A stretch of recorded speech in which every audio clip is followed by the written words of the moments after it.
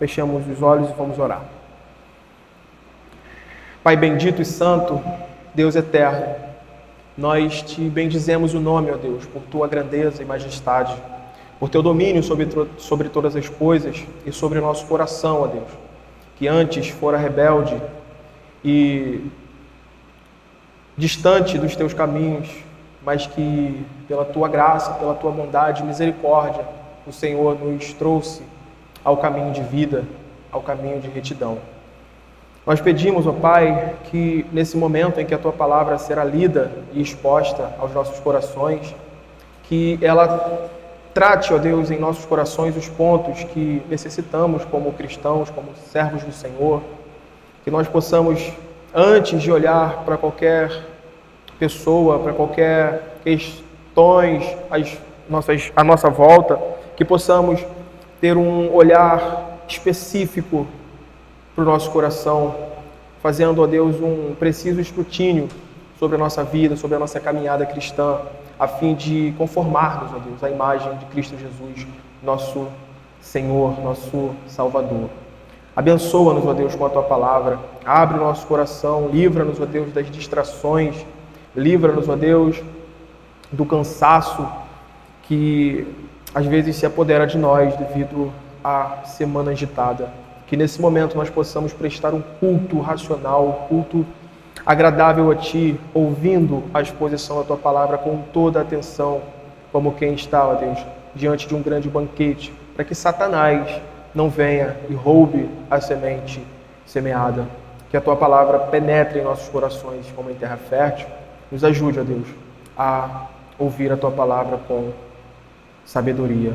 Em nome de Cristo Jesus, nós oramos. Amém. Irmãos, vamos abrir nossa Bíblia na primeira carta do apóstolo João.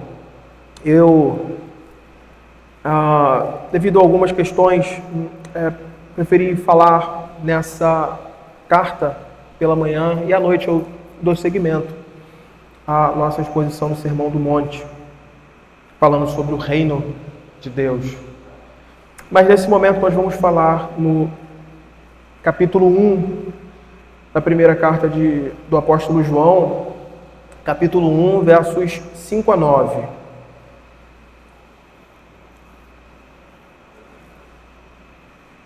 Primeira João 1, 5 a 9.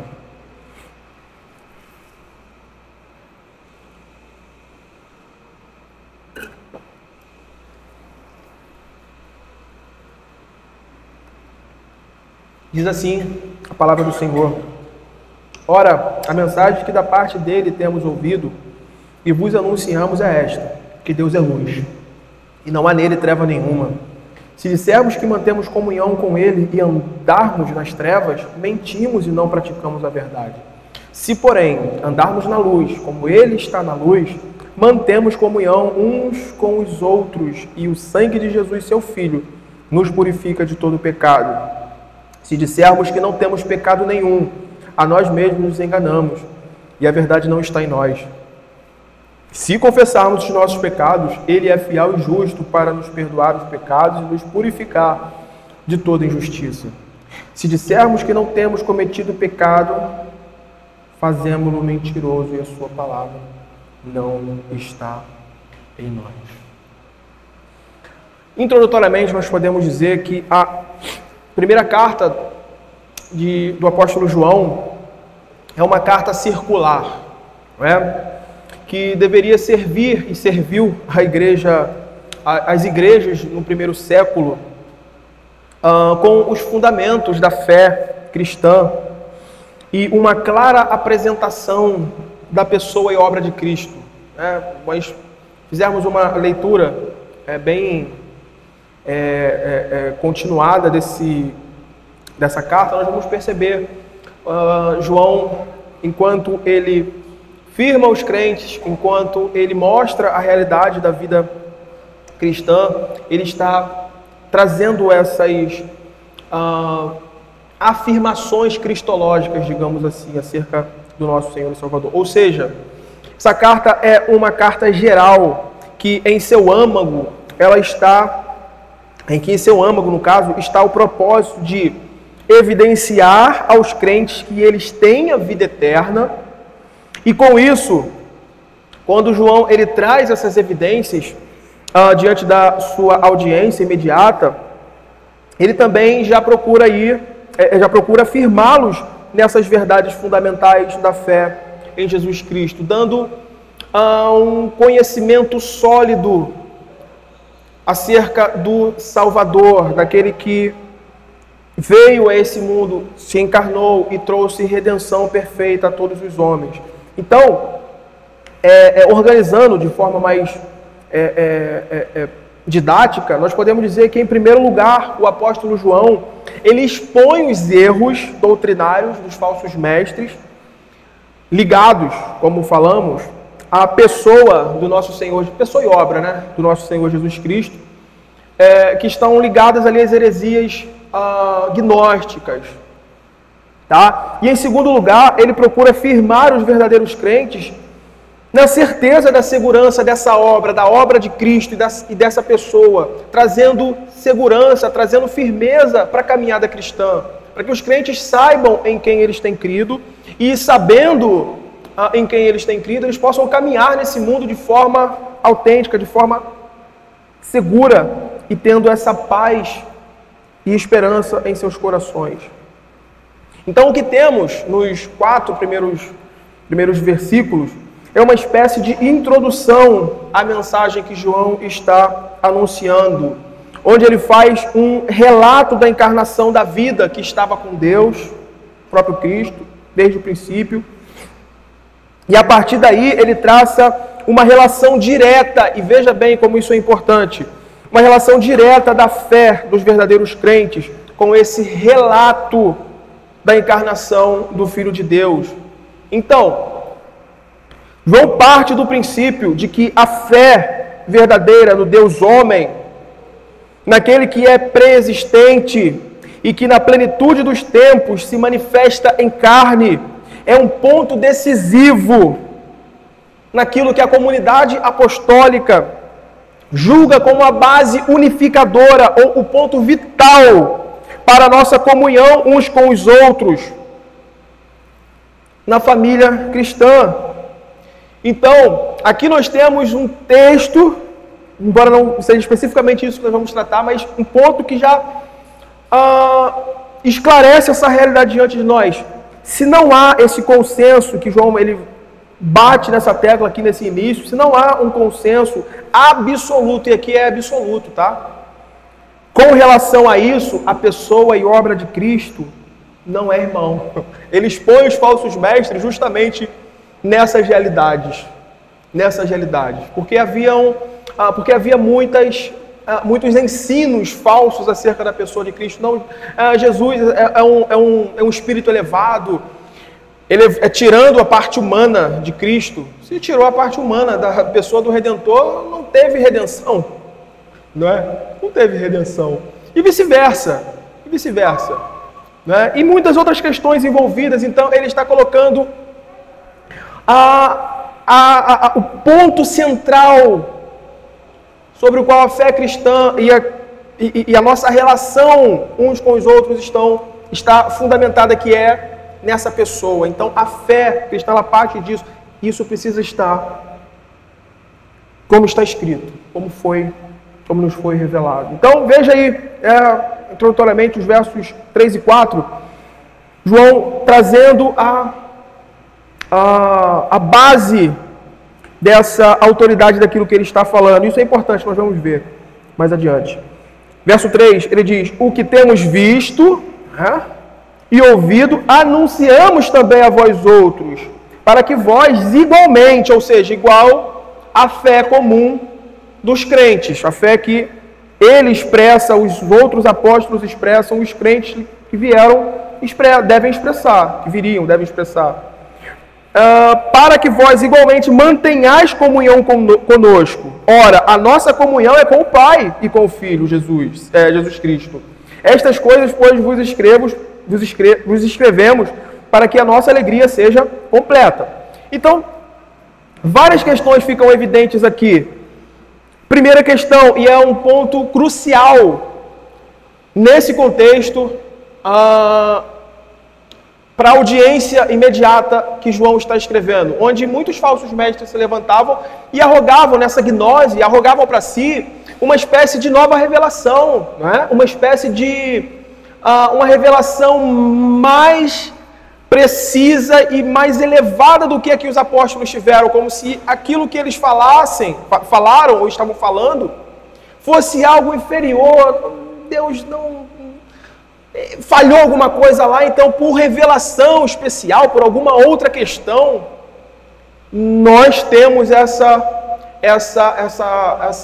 autoridade. Então é importantíssimo aqui nesse contexto o que João está fazendo, assim como o apóstolo Paulo faz em algumas cartas, onde ele começa, se você olhar esse teor, às vezes o apóstolo Paulo começa direto, ele se apresenta, da graça e paz, né, que é um padrão, né, consensual de Paulo, a graça e a paz. Ele resume a teologia paulina ali, e ele começa a carta. Mas outras cartas ele começa afirmando, defendendo o seu apostolado. Né? Então, o que nós estamos vendo aqui é João se colocando, se apresentando diante das igrejas, logo no início, e trazendo aquilo que nós chamamos de autoridade apostólica, que está envolvido a testemunha ocular, aquilo que ele fala, olha, nós vimos, os nossos olhos ouviram, e nós fomos diretamente comissionados por ele. Nós não recebemos uma gnose, nós não recebemos uma visão né? Nós vimos, nossos olhos ouviram, ele está diretamente ligado a nós. A autoridade que temos para falar o que vamos falar não parte de nós, de um conhecimento humano inventado, mas parte de Deus, da pessoa do seu Filho. Então, a primeira questão é essa, a autoridade apostólica do autor, testemunho ocular, da vida e morte e ressurreição de Cristo. Então, a sua comissão. A segunda questão, o conteúdo da mensagem. Né? O conteúdo da mensagem que ele está portando, que é o Evangelho. Né? Que é o Evangelho. Como aquele ponto que traz a boa nova, né? A mensagem de boas novas aos filhos. Ou seja, essa mensagem contém, qual é o conteúdo dessa mensagem que ele vai trazer? Só lendo, né? Deus se manifestando em Cristo para a nossa plena redenção da culpa e do poder do pecado, e isso aponta para essa realidade. Não se trata de uma invenção. Vamos criar aqui uma argumentação, vamos criar um relato. Não, é o princípio do Evangelho de Jesus Cristo, que vem de Deus aos homens, que Deus se manifesta, Deus se revela. Não foi o homem, ou não foram os apóstolos que inventaram e decidiram, não, vamos guardar aqui alguma coisa. Não, Deus quis se revelar e ele se revela nesse padrão. E a última questão que temos aí, que fica bem evidente, é a identidade cristã, que é o ponto que nós vamos trabalhar aqui e desenvolver algumas coisas. Que é, ninguém pode ser verdadeiramente cristão a parte desses princípios aqui estabelecidos. Que princípios são esses?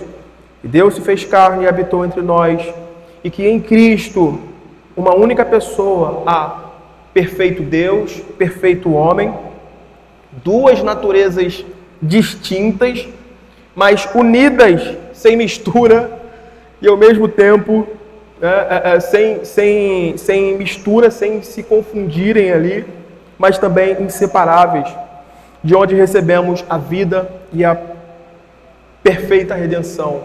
Ele está trazendo aqui, diante da sua audiência, a realidade da Trindade, né? que executa, que faz, né, toda a nossa redenção acontecer. Então, João baseia as suas exortações, seu ensino, sobre estas verdades, ao mesmo tempo que ele aplica, isso é extremamente importante, ele aplica a realidade de conhecer verdadeiramente, isso que ele está trazendo é exatamente isso, conhecer, crer corretamente na verdade. Então ele vai aplicar esse crer corretamente na verdade à vida prática, às implicações que crer na verdade precisa ter para a vida cristã, que é levar o crente a uma vida reta, a um viver reto, que aqui é configurado ou figuradamente chamado de andar na luz. De andar na luz, estar em Deus, estar unido a Cristo, crer em Deus, ele vai desenvolver exatamente isso. Precisa ser evidenciado e mostrado nesse viver reto, uma vida santa. E é interessante porque nós falamos no princípio, no começo, e o pastor tem falado isso, né? Que essa carta, ela tem esse propósito de mostrar aos crentes a evidência de vida eterna. Só que isso serve a dois propósitos. Quando você lê, e aqui vai ficar bem claro, ao mesmo tempo que traz aos cristãos verdadeiros a segurança, a firmeza, mostrando os pontos em que a nossa vida precisa refletir a luz de Deus, aquilo que Deus é em si. Nós, por sermos filhos da luz, agora precisamos expressar isso. Ao mesmo tempo, por outro lado, ela vai mostrar e evidenciar aqueles que não estão.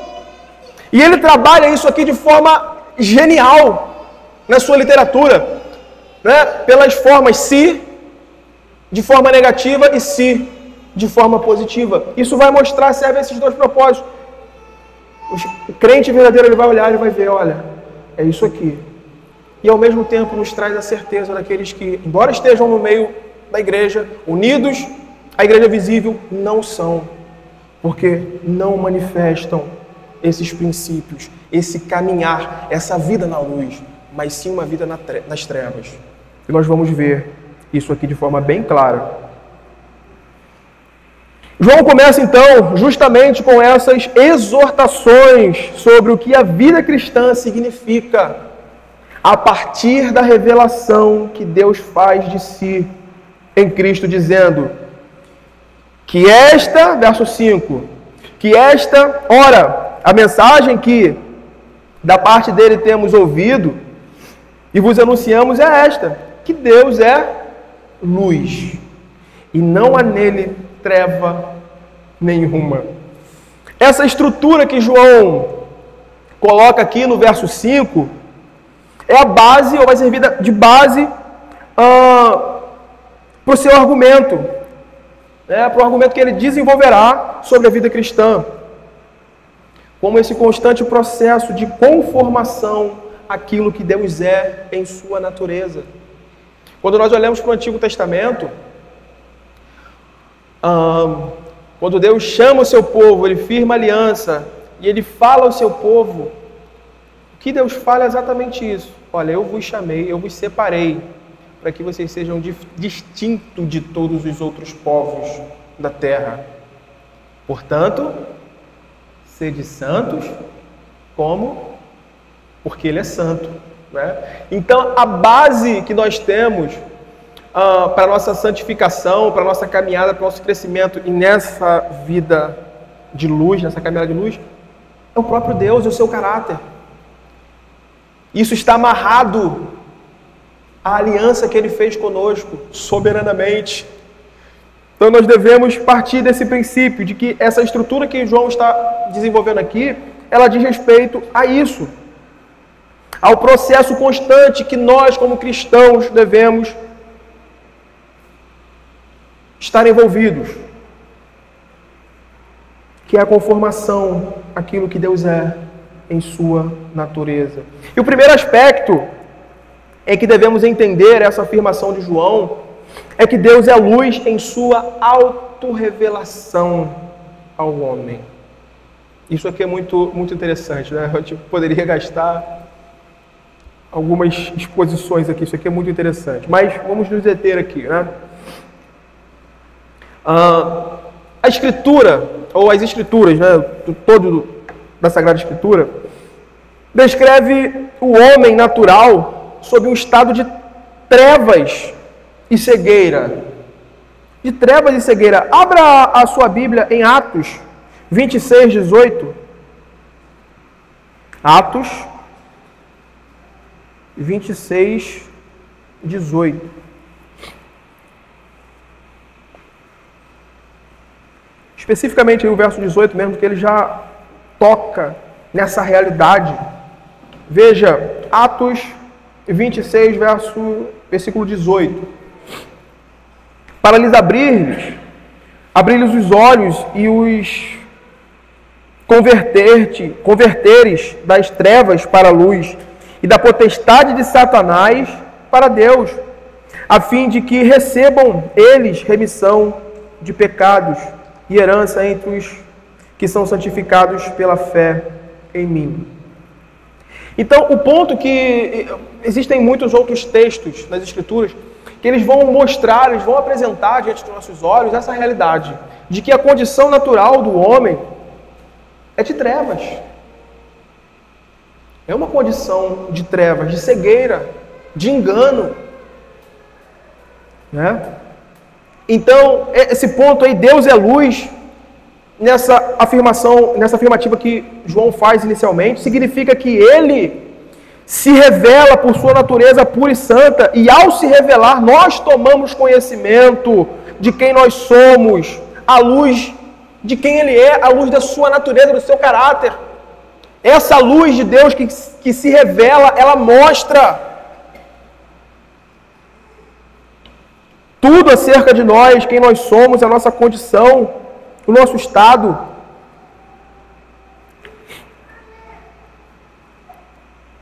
E isso que João diz inicialmente no verso 5 é de grande significado. Primeiro, pela natureza da mensagem, ou seja, não se trata de algo inventado ou descoberto pelo homem, mas justamente revelado, justamente manifesto, revelado, e segundo, pelo propósito da mensagem. Porque na revelação que Deus faz de si, nós podemos conhecê-lo seguramente, e à luz dele, à luz dessa revelação, podemos conhecer a nós mesmos e a Deus de forma correta.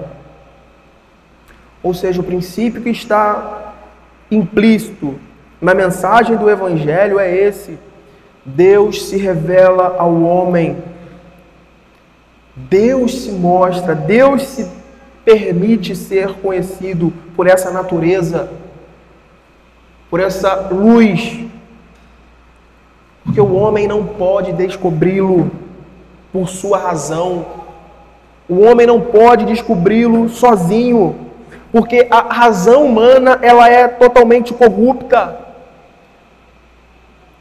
O homem não pode, a partir de uma empreitada racional, filosófica, ou seja lá qual for o meio, alçar um degrau que alcance a Deus salvadoramente. Então, essa afirmação, esse ponto inicial aqui da carta de João, ele traz toda essa grandeza da revelação de Deus diante dos homens, que naturalmente está em trevas, que naturalmente, pela sua condição caída, está numa condição de cegueira espiritual. E a não ser que Deus se revele, que Deus ilumine, ele sempre caminhará em trevas. Calvino diz algo interessante sobre isso. Ele diz que é notório que o homem, nas Institutas, logo no começo, ele diz: é notório que o homem jamais chega ao puro conhecimento de si mesmo, até que haja antes contemplado a face de Deus, e da visão dele desça a examinar-se a si próprio. Né? Então, esse é o princípio no qual a vida cristã parte nessa caminhada de luz, nessa caminhada de pureza e retidão, a partir de quem Deus é, da sua autorrevelação a nós por graça. Então João, de forma simples e direta, dá aqui a suma do Evangelho. E conclui o verso 5 mostrando o próprio Deus como ponto de partida, ao afirmar que Ele é luz e não existe nele treva nenhuma. Isso tem um significado. O sentido disso, irmãos, para a audiência de João, é que, visto que não há, perceba bem isso, visto que não há união entre luz e trevas, então existe uma separação eterna entre entre o homem e Deus, enquanto este andar em trevas. E que a comunhão que menciona à frente não pode existir caso não nos tornemos também puros e santos, à semelhança de quem Ele é. Por isso Ele se revela. Por isso, antes de qualquer coisa, antes de qualquer passo em direção a Deus, a pureza, a santificação, ao anseio por qualquer coisa boa, justa, reta em relação a Deus e ao seu reino, isso deve ser precedido pela revelação graciosa de Deus no coração do homem. Deus raia a luz no caminho do homem, na vida e no coração. Caso contrário, ele permanece nesse estado de tropeço. Não sabe nem em que tropeça. Ele não sabe nem a condição que está. Ele se engana e se ilude no meio da sua escuridão, no limbo em que ele se encontra. Então, a comunhão que menciona à frente não pode existir caso não nos tornemos também puros e santos. E isso aqui é interessante justamente para essa audiência inicial, porque segundo alguns relatos de Irineu e Clemente de Alexandria, o pensamento de muitos contemporâneos de Jesus era esse, fundamentado nessa heresia que estava ali no seu nascedouro, e que no século à frente, que mais à frente ela ganha força maior, que é que o homem verdadeiramente espiritual, elevado, né, que recebe essa visão, essa revelação, essa gnose, o homem verdadeiramente espiritual não corria nenhum risco, não corria perigo. O homem que tinha avançado tanto no caminho do conhecimento, que o pecado então não havia... O pecado então havia deixado de ter importância para ele.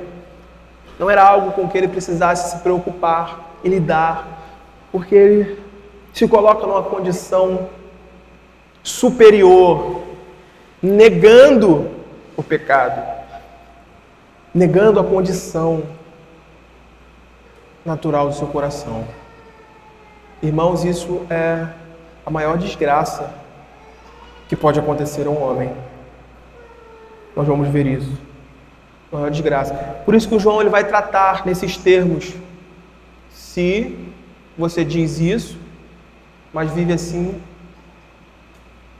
você não tem a vida eterna. Mas se você faz isso, você vive assim, e assim, você está de acordo com a revelação de Deus, você tem a vida eterna. Se. O ponto que nos traz ao ensino do que o Evangelho significa para a nossa vida.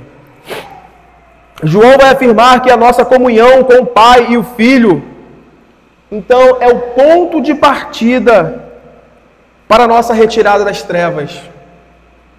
E a doutrina da adoção nos ensina exatamente isso, que ao sermos justificados, Cristo nos recebe em sua família.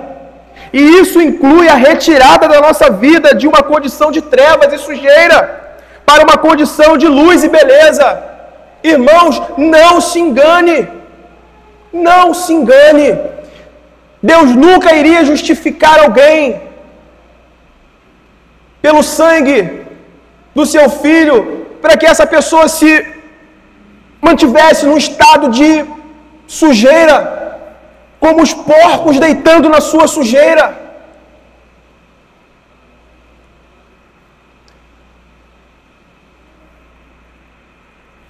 O fator preponderante, fundamental para que o Senhor nos receba em sua família, em sua presença santa, 3 vezes santo, santo, santo, santo, é que essa justificação rompe com qualquer apego e apreço que temos pela vida em trevas, pela vida longe da luz de Deus. E isso envolve muita coisa, irmãos. Isso envolve muita coisa do que significa andar em trevas. E que quando essa luz raia, isso perde qualquer significado, interesse em nossos corações. Certos tipos de amizades no trabalho, na escola, na rua, em qualquer lugar. Certos tipos de preferências, sabe? De interesses que estão de acordo com os padrões pagãos do mundo e que Satanás usa, às vezes, sistemas, meios, mídias, para que isso seja atrativo e ganhe espaço no coração, até mesmo do povo de Deus. Tenhamos olhos, irmãos. Tenhamos olhos abertos para isso. A justificação e a adoção na família de Deus deve nos fazer amar, a ter um apreço, a preferência por aquilo que agora Deus revela em sua palavra que Ele ama.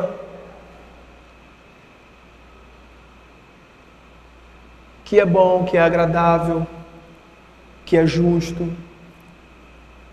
Deve nos fazer ansiar fervorosamente pelas coisas que Deus ama. E naturalmente nos fazer odiar aquelas coisas que Deus odeia.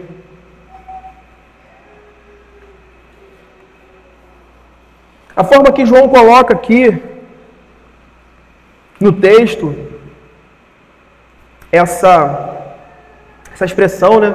É bem interessante porque ele usa uma ideia de dupla negação, que no grego e também no hebraico tem esse propósito de trazer ênfase, de trazer um martelar, que traga luz e nos faça refletir.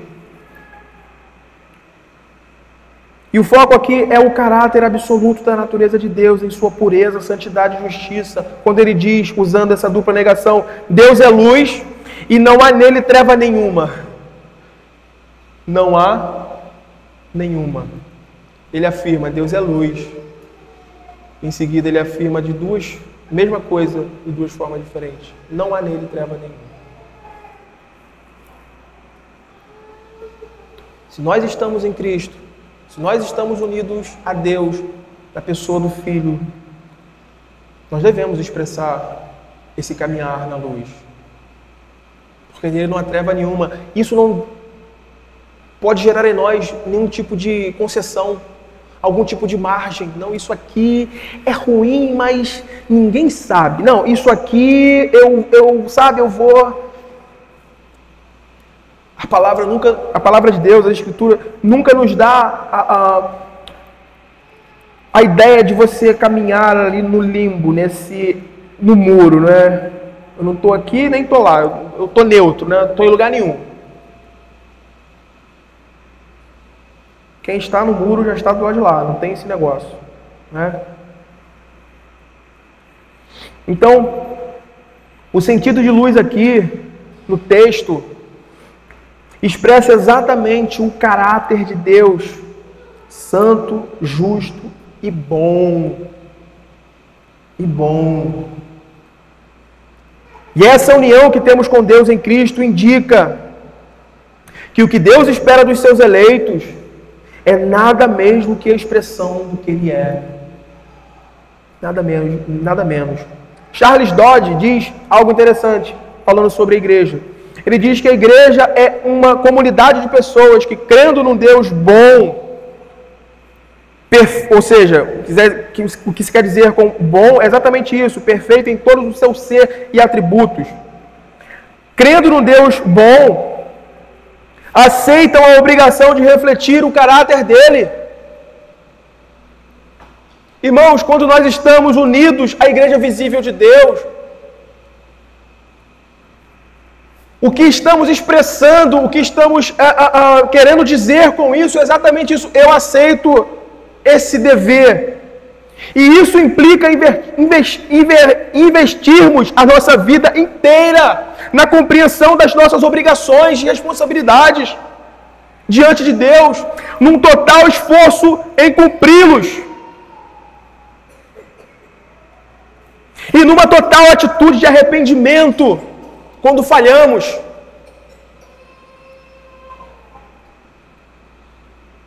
Uma condição humilde de dependência da graça de Deus e dos meios de graças que o Senhor estabeleceu no meio da sua igreja.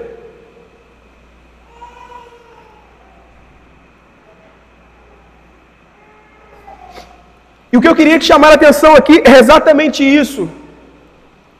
O que essas afirmações que o João está fazendo aqui implicam. Não se trata apenas de não estar em trevas, como essa ideia de neutralidade. Eu não estou assim, mas eu também não estou assim. Não se trata de não estar em trevas, como uma ideia de neutralidade, mas uma apropriação da vida reta revelada na luz da natureza de Cristo em nós. Abra a primeira carta de Pedro, capítulo 1.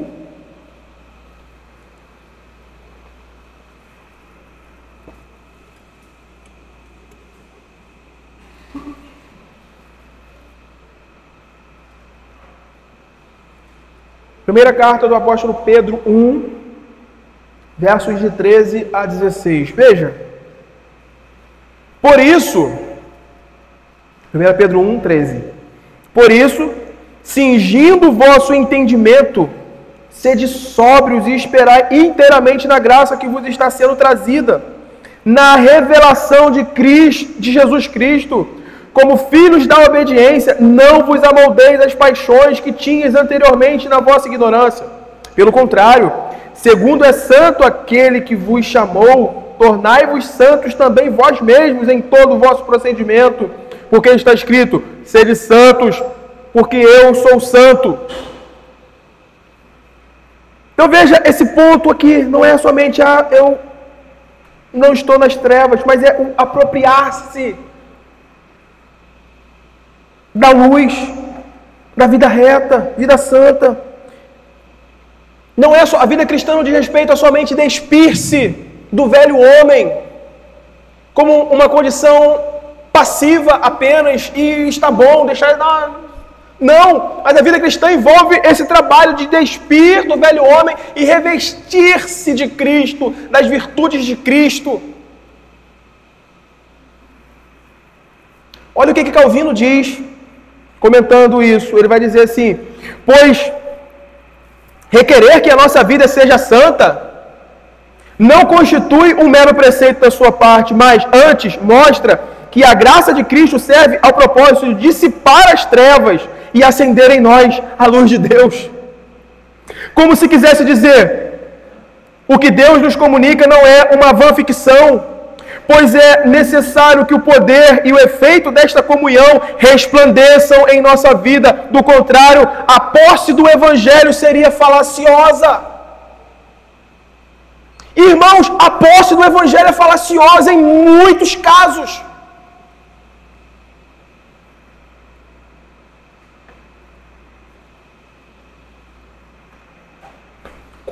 Quando se enquadram nesse outro lado de evidência de vida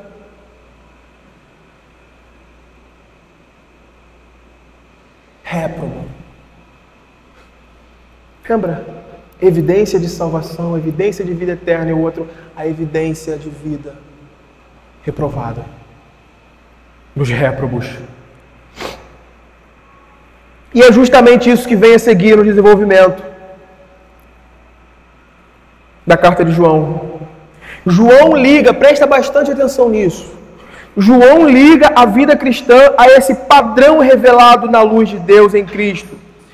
E agora fazendo preciosas afirmações sobre como devemos desfrutar dessa comunhão sem culpa e sem hipocrisia. Sem culpa e sem hipocrisia. E aí, nos versos 6 a 7, João fala da coerência do viver cristão, a coerência da vida cristã. Coerência no sentido de que a boca e os passos e as nossas ações estejam em harmonia. O que João está combatendo aqui é precisamente a concepção que os falsos mestres e os falsos crentes têm da vida cristã. Que é a ideia de que se pode ter comunhão com Deus e ao mesmo tempo viver nas trevas, caminhar nas trevas. E aí ele vai fazer algumas alguns contrastes aqui positivos e negativos, expondo determinada fala que afirma uma profissão de fé, mas que na prática ela não sustenta. Veja, versos 6 e 7. Se dissermos que mantemos comunhão com Ele e andarmos nas trevas, mentimos e não praticamos a verdade. Verso 7. Se porém andarmos na luz, veja, né? Se e se. Se dissermos que mantemos comunhão, mas estivermos nas trevas, mentira. Não é possível. Se porém, se andarmos na luz, como Ele está na luz, mantemos comunhão uns com os outros. E o sangue de Jesus, seu Filho, nos purifica de todo pecado. Como se ele estivesse falando, ó, você diz isso, não faz, é mentira a sua profissão. Agora, se você diz isso e vive assim, é verdade. O sangue de Cristo está, de fato, a cobrir-te, purificar-te e conduzir-te para a vida eterna. Em suma, o que temos aqui é uma das mais claras declarações da natureza hedionda do pecado. E que dentro da proclamação do Evangelho, da nossa explanação do Evangelho, essas verdades nunca poderão ser esquecidas ou deixadas de lado, irmãos.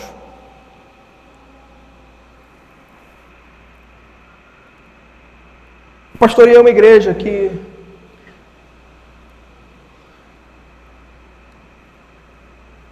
odiavam esse assunto, o tema da doutrina do pecado e de vida santa.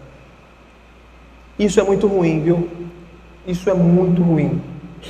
Eu preguei certa vez aqui, não lembro qual foi o texto, mas eu preguei certa vez, acho que foi no Sermão do Monte mesmo, falando sobre isso, expondo essa realidade. Se nós não gostamos de ouvir acerca e conhecer acerca do mal que nos separa de Deus, nós não temos motivo nenhum de acharmos que somos crentes. Nenhum. Quanto mais você amadurece na fé, quanto mais você se envolve com Cristo, que é a luz, mais você vê a realidade do pecado diante da sua vida. A vida cristã, a caminhada, esse amadurecimento consiste nesse conhecimento de Cristo, na luz que Ele se revela, e automaticamente isso se volta para nós, como Calvino disse. Você tem essa visão clara de Deus, do seu ser, dos seus atributos. A pessoa de Cristo te ilumina e traz a você esses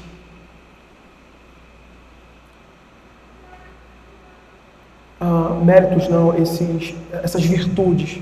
Então você tem uma visão clara do pecado, que é o que nos separa, faz com que o nosso Pai vire o rosto contra nós. Então, durante algum tempo, quando é intitulado de várias coisas, o cara que aí não gosto nem de recitar isso, né? Mas é uma realidade. Muita gente não gosta. Não gosta, simplesmente. Mas isso deve ser algo constante dentro da nossa proclamação do Evangelho. Porque o Evangelho nos faz lembrar isso. Mesmo sob a vida redimida. Porque o pecado, irmãos, veja por que é importante conhecer isso. Porque o pecado, ele sempre está trabalhando o nosso coração para pensarmos bem, pensarmos além do que deveríamos pensar de nós mesmos.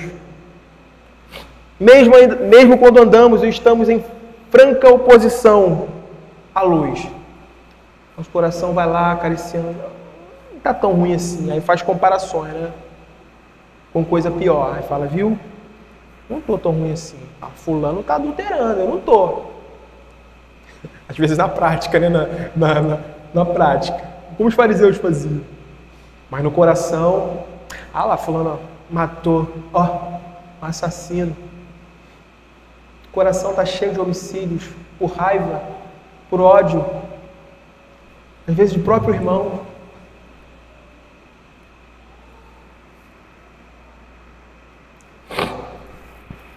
O ponto é que andar em trevas no Novo Testamento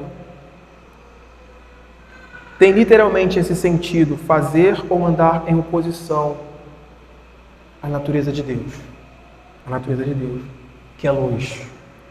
O que João tem em mente aqui são tanto os falsos mestres gnósticos como os falsos crentes, que de alguma forma estão associados aos filhos de Deus na igreja visível. João considera isso como uma realidade nas igrejas e por isso ele está escrevendo: pessoas que asseveram ter comunhão com Deus, mas seu andar, que é isso que a gente está vendo aqui, ou seja, a sua vida de fato acontece nas trevas. Ele vai mostrar que a incoerência do que é professado com os lábios, com o que de fato é vivido na prática, revela quem nós somos: mentirosos. Quando a gente fala por mentirosos, é porque tem-se um pai, né? Quem é o pai da mentira? A filiação está envolvida nisso. E o mentiroso aqui não é aquele que simplesmente fala uma coisa, meramente uma mentira, mas é aquele que está em trevas, mas vive como se estivesse na luz, ou transita nisso. Tem por pai o diabo, né? Ou se de fato somos filhos de Deus, com o nosso procedimento, com a nossa vida. É interessante aquele episódio da figueira, sem frutos, aqui nesse ponto do nosso sermão. É interessante o ensino que Jesus traz aos seus discípulos a partir dali. Abra Marcos capítulo 11. Abra.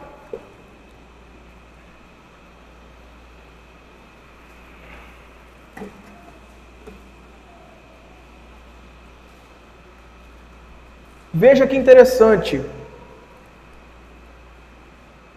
Marcos capítulo 11.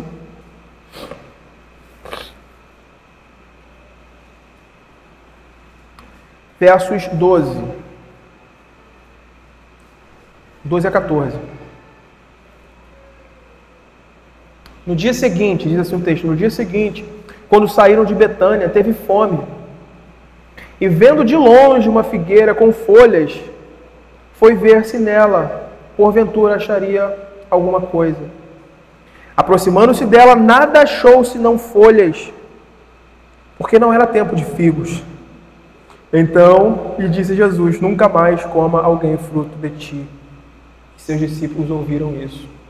Veja que interessante as informações que Marcos dá aqui. Jesus ele sai, né? Ele sai de um determinado lugar e quando ele está se dirigindo, ele olha. É interessante porque o texto fala, não era tempo de figo. E uma das características dessas árvores,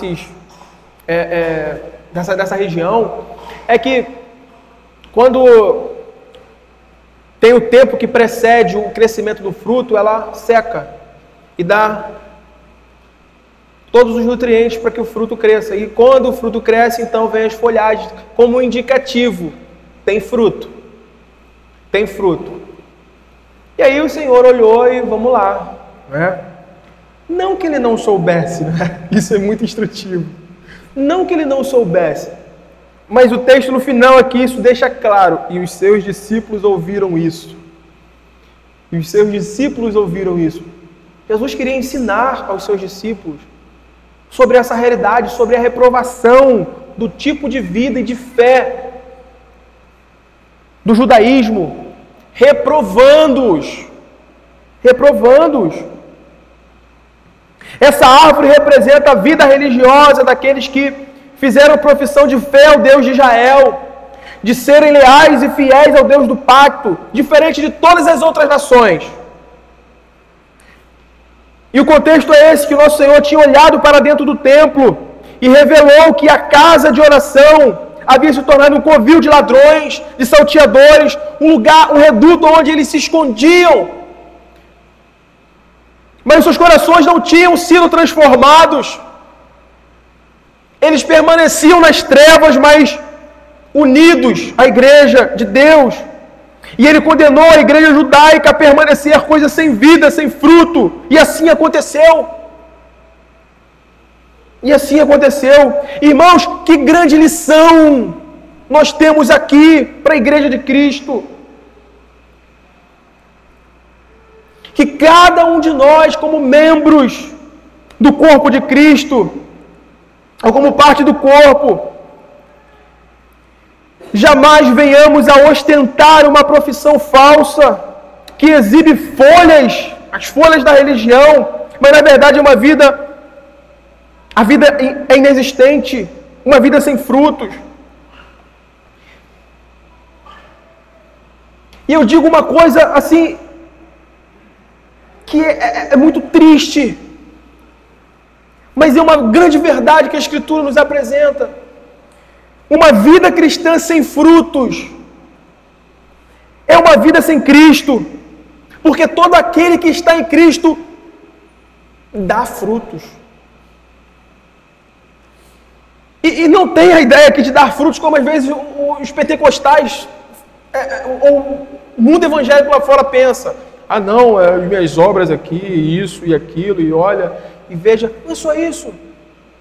O fruto aqui está ligado exatamente à vida de santidade, à resposta positiva e verdadeira à obra de Deus, ao revelar-se de Cristo ao coração. É um caminhar de acordo com a graça. João 15, eu sou a videira, vós os ramos, quem permanece em mim e eu nele, esse dá muito fruto, porque sem mim nada podeis fazer. Nada senão folhas, significa nada senão mentiras. Nada senão folhas significa nada senão mentiras. E é assim a realidade que às vezes nós nos deparamos. Por outro lado, e aí entra esse contraste, se andarmos na luz, ou seja, se a nossa vida expressa o andar reto dos filhos de Deus, isso é evidência clara e plausível de que a obra de Cristo em nós, em nos redimir do poder do pecado, está eficazmente nos purificando dele, varrendo para fora o pecado restante. E irmãos, tenham por certo isso, os frutos ficam evidentes, os frutos ficam à mostra. Você não precisa forçar a barra, você não precisa pegar o microfone, você não precisa ir para o Instagram, você não precisa ir aos quatro cantos dizendo, veja como eu sou santo, veja como a minha vida é uma vida piedosa, veja como eu faço isso, como eu faço aquilo, como eu estou assim, como eu estou diferente. Você não precisa. Isso é algo orgânico em que, quando a graça de Deus opera silenciosamente no coração do homem, isso expressa num viver claramente visível. Isso se mostra na relação familiar, no trato da esposa com o marido, em seus lares, na criação, na relação dos pais com os filhos, dos filhos com os pais, com os patrões e empregados. Isso é uma coisa que não precisa ser forçada, é algo natural, orgânico na vida cristã. A vida de Cristo operada em nosso coração produz esses frutos que testificam que somos filhos da luz, que somos filhos de Deus.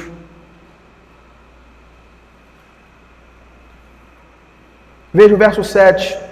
Se porém andarmos na luz como Ele está na luz, mantemos comunhão uns com os outros, e o sangue de Jesus, seu Filho, nos purifica de todo pecado. Aqui nós vemos o aspecto positivo da profissão verdadeira de comunhão com Deus.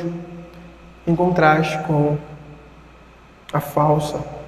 Irmãos, o que é característico? O que é característico de uma vida que está sempre na luz da verdade de Deus?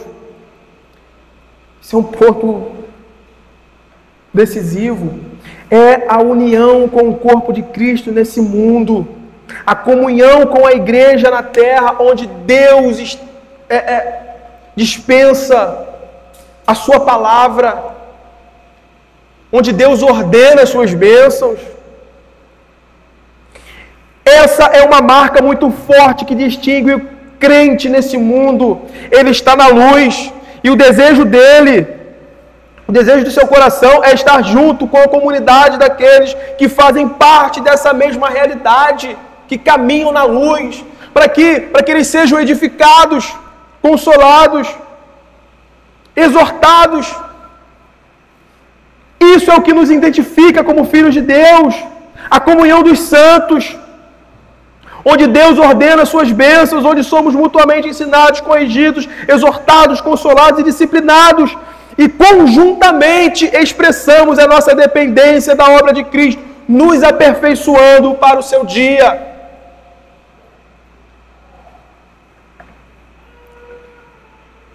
Dando uma avançada aqui, embora não vamos ter escola bíblica, mas eu não quero avançar muito o horário. Por fim, os versos 8 e 10, João adverte primeiramente sobre o terrível engano da negação do pecado na vida de uma pessoa, e no verso 9, sobre a necessidade e a importância da confissão de pecados para a vida do crente, para a vida cristã. Veja o verso, primeiramente, esses dois versos que trabalham a negação, né, o ponto negativo. Verso 8. Se dissermos que não temos pecado nenhum, a nós mesmos nos enganamos, e a verdade não está em nós. Verso 10. Se dissermos que não temos cometido pecado, fazemos-lo mentiroso, e a sua palavra não está em nós. Os versos 9 a 8 e 10 refletem o ensino do Senhor Jesus em Marcos 2, 17. Reflete o ensino de Marcos 2, 17. Essa negação, olha, se dissermos que não temos pecado nenhum, nós mesmos nos enganamos, a verdade não está em nós. Se dissermos que não temos cometido pecado, fazemos-lo mentiroso e a sua palavra não está em nós. O ensino de Jesus lá em Marcos diz exatamente isso. Tendo Jesus ouvido isto, respondeu-lhes: os sãos não precisam de médico, e sim os doentes. Não vim chamar justos, e sim pecadores. O que está por trás dessa realidade, da negação, da dureza?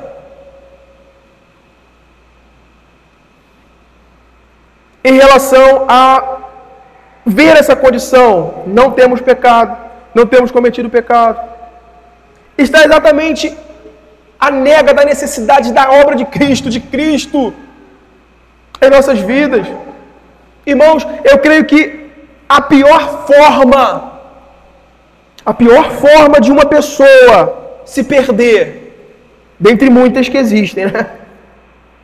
Mas a pior forma de uma pessoa se perder é ela estar diante dessas verdades, domingo após domingo, culto após culto, pregação após pregação, e não responder a nenhuma dessas graças com uma atitude de contrição, confissão, arrependimento, abandono do pecado.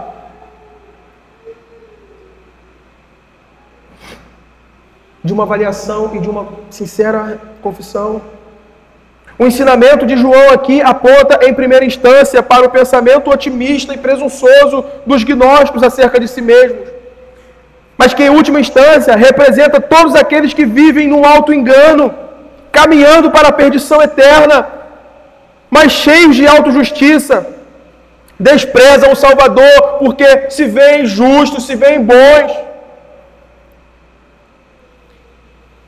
Ao dizermos que não temos cometido pecado, ao dizer que não temos pecado, é o mesmo que dizer que não precisamos de um Salvador. É a mesma coisa. Só que às vezes nós usamos outras palavras, outros modos, outras formas de expressar isso. Certo comentarista diz que quando negamos que somos pecadores, transformamos Deus em mentiroso, não apenas em suas palavras, mas em seu feito na cruz. Deus entregou seu Filho porque não podíamos ser salvos de maneira diferente, menos custosa. Nós, porém, declaramos que isso é desnecessário, visto que não nos vemos pecadores, isto é, escarnecer da cruz, é incluir no rol dos mentirosos aquele que é a luz. Você coloca Deus e Satanás, Deus e o diabo em união. Volto a dizer, às vezes isso não é pronunciado com a boca, mas com a vida. A maioria das vezes. Isso não é dito com a boca, mas com os pés e com as mãos. Com os pés e com as mãos.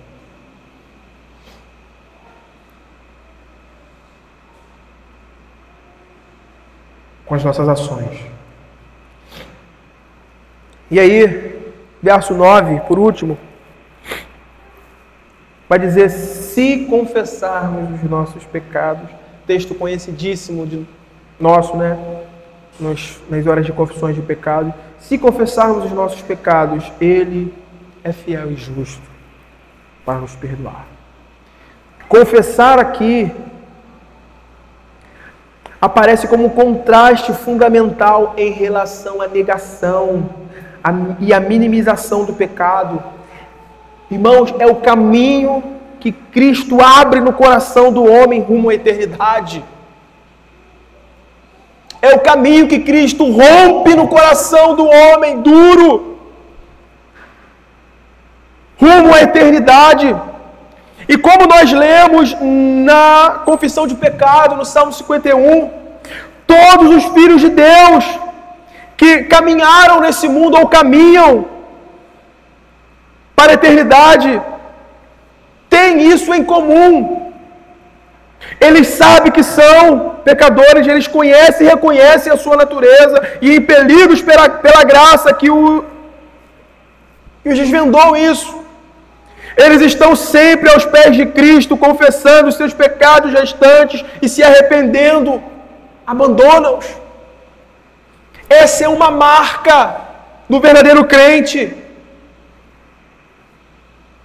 A dependência de Cristo e de todos os meios de graça que Cristo estabeleceu para que ele vivesse nesse mundo vil, nesse mundo pecador. E saiba disso, irmãos, você não é crente sozinho. Quando Deus estabeleceu essa ordem e se colocou como cabeça, a igreja de Cristo serve a esse propósito.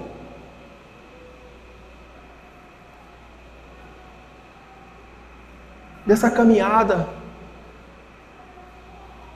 Nós caminhamos com irmãos que compartilham das mesmas dores, aflições, tentações, fraquezas,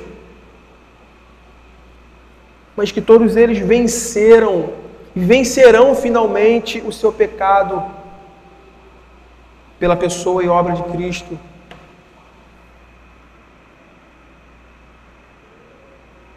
Todos os filhos de Deus têm isso em comum. Por fim, o texto diz, ele é fiel e justo. Essa talvez seja uma expressão mais difícil de se expor nas Escrituras. Mais difícil. Talvez seria mais fácil para qualquer expositor, comentarista, se o texto tivesse que Deus é fiel e misericordioso. Mas está escrito, Ele é fiel e justo. Normalmente nós gostamos de atribuir o perdão dos nossos pecados à misericórdia, à graça. mas nunca a justiça. No entanto, nós devemos entender essa fidelidade e justiça de Deus da seguinte forma, e aqui eu vou citar, concluindo o texto, o comentário de Matthew Henry sobre esse texto de Mateus. Olha o que ele diz. Deus é fiel e justo para perdoar os pecados. Aí ele comenta: Deus é fiel, antes de tudo, à sua aliança e palavra, em que prometeu perdão a confessores crentes e penitentes. Ele é justo consigo mesmo e a sua glória ao prover esse tipo de sacrifício, por meio do qual a sua justiça é declarada na justificação dos pecadores. Ele é justo com o seu Filho, e aí Cristo, pois não apenas o enviou para essa obra, mas lhe prometeu que aqueles que viessem por meio dele seriam perdoados por causa dele. Com o seu conhecimento, pela compreensão dele, o meu servo, o justo, justificaria muitos. Isaías 51:11. Ele também é clemente e gracioso, assim perdoará todos os pecados do confessor contrito, purificará da culpa de toda injustiça, e no tempo devido irá libertá-lo do poder e da presença do pecado, das práticas. E ele conclui assim: é fiel porque se atém às suas promessas expressas, e todas essas promessas têm em Jesus o sim. 2 Coríntios 1:20, inclusive suas promessas de perdão.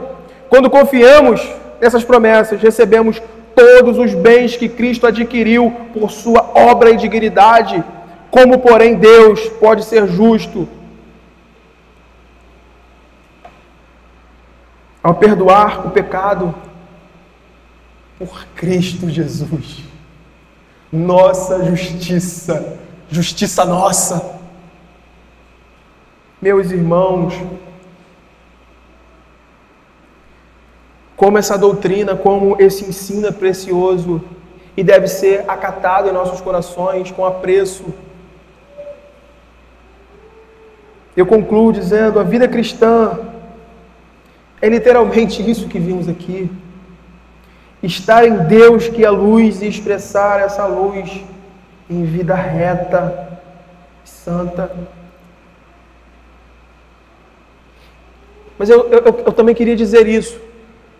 Vida santa não significa isento de pecado, mas livre do poder do senhorio escravizante do pecado sobre nós. Nós temos um outro Senhor.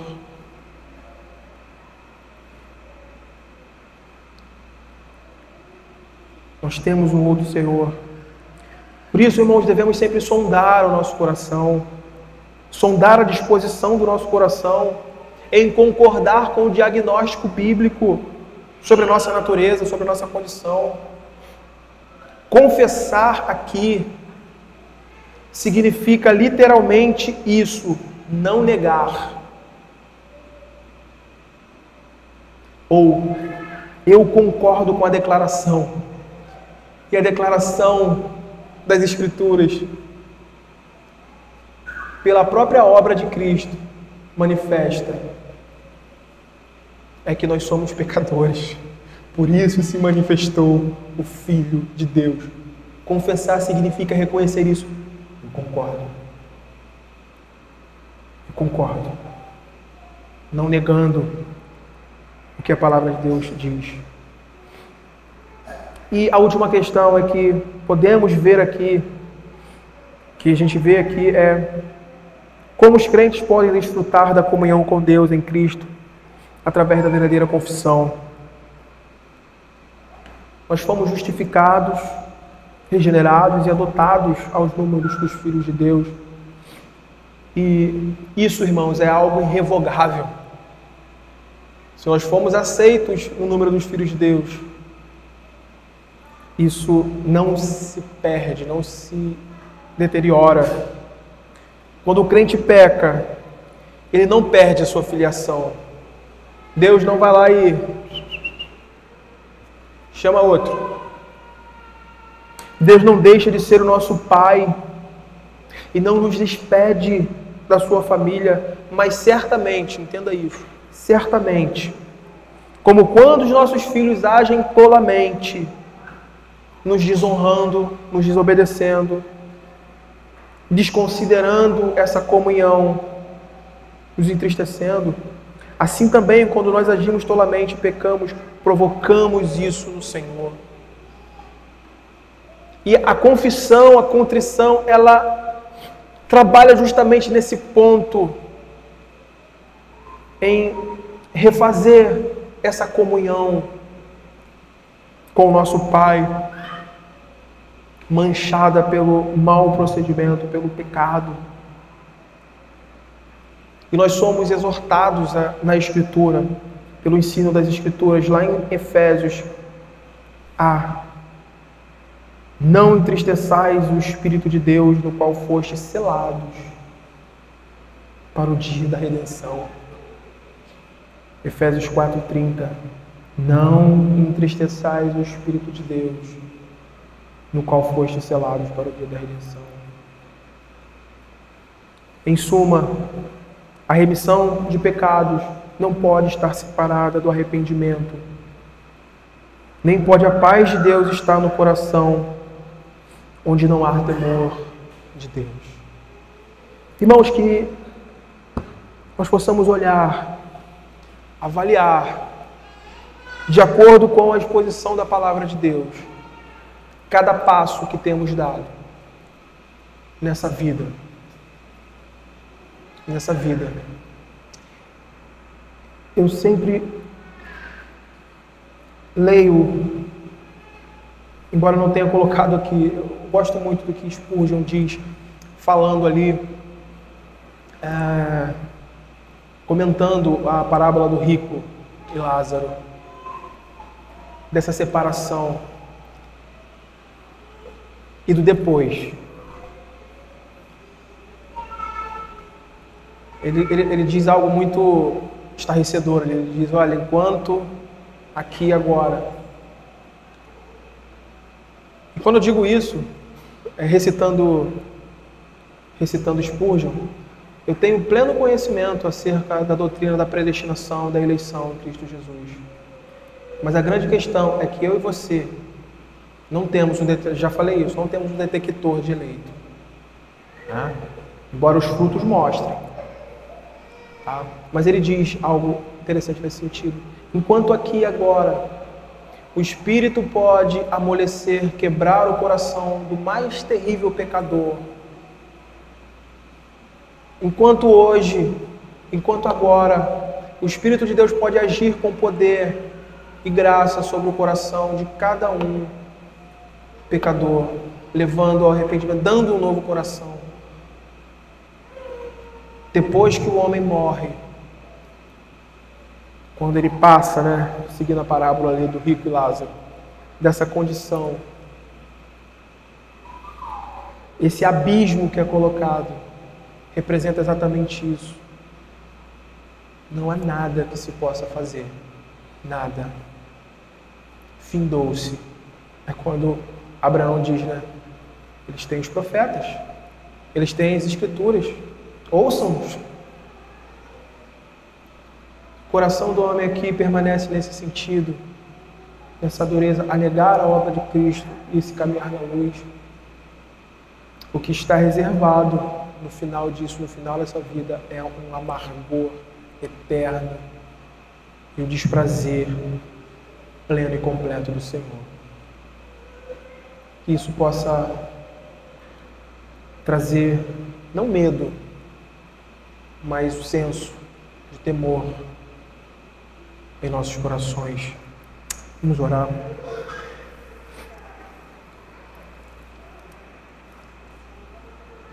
Santo Deus e Pai amoroso, nós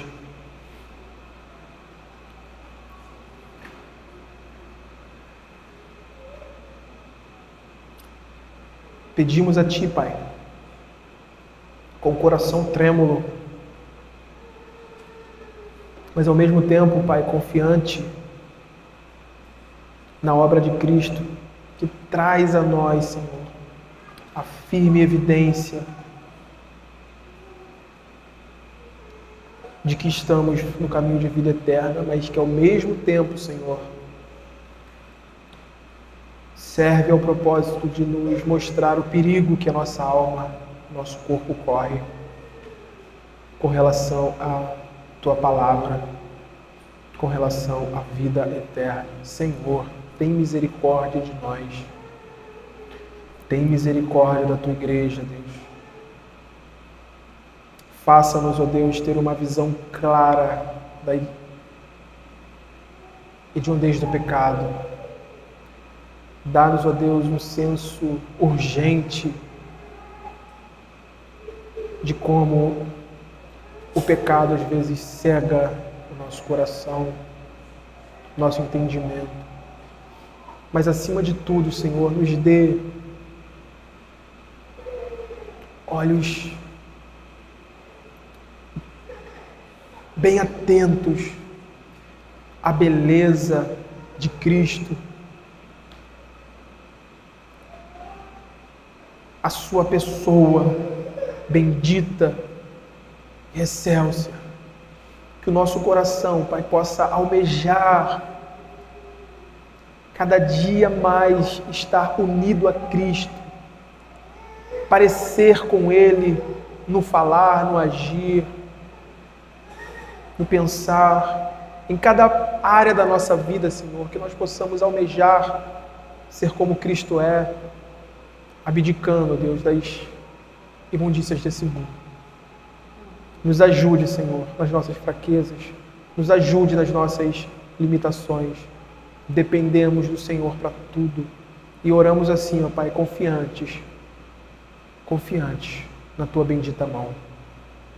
Fica com a Tua igreja, com o Teu povo, em nome de Cristo Jesus. Amém.